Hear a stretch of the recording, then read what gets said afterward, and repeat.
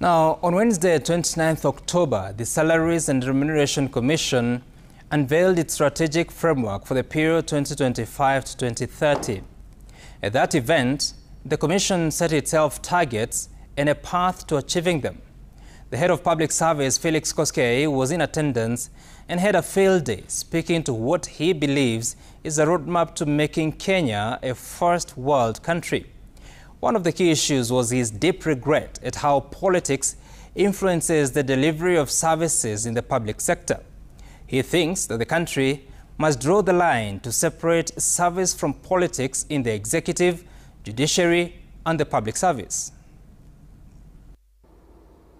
When a government or a political wing or political formation wins election, that manifesto should be handed over to the bureaucrats to reduce it into a development plan that will be run into.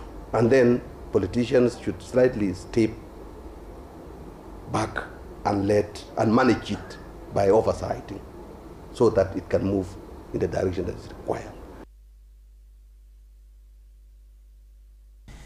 He then took issue with corruption that has dragged the country's progress.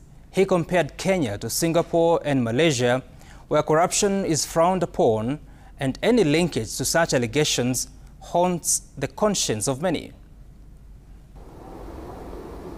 It is shameful in Singapore to be identified with corruption. People jump over the windows and balconies.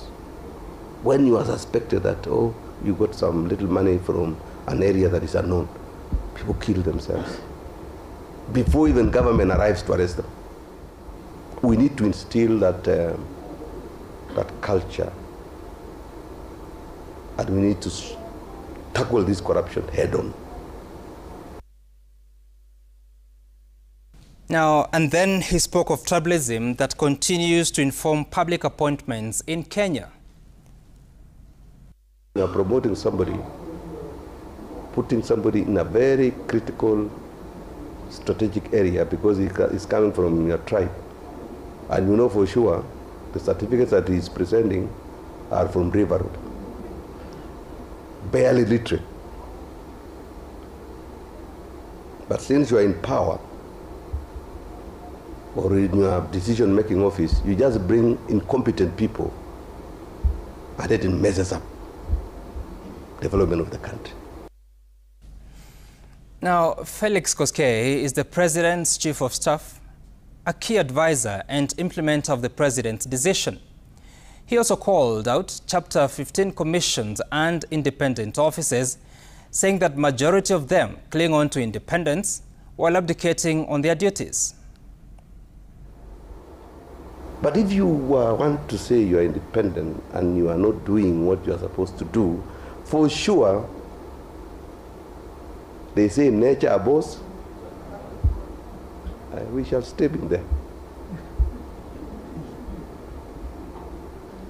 You will run to court, you will get the orders, we unleash the public against you.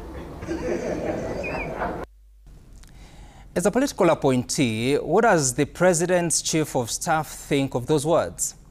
Shouldn't he be the first advocate of the independence of institutions? Should those institutions now be scared? What's the place of constitutionalism in the wake of politically driven leadership of the public service? While it's quite in order to freely express self, shouldn't some voices hold more weight than others? What's your sense of these words? That's my sense tonight.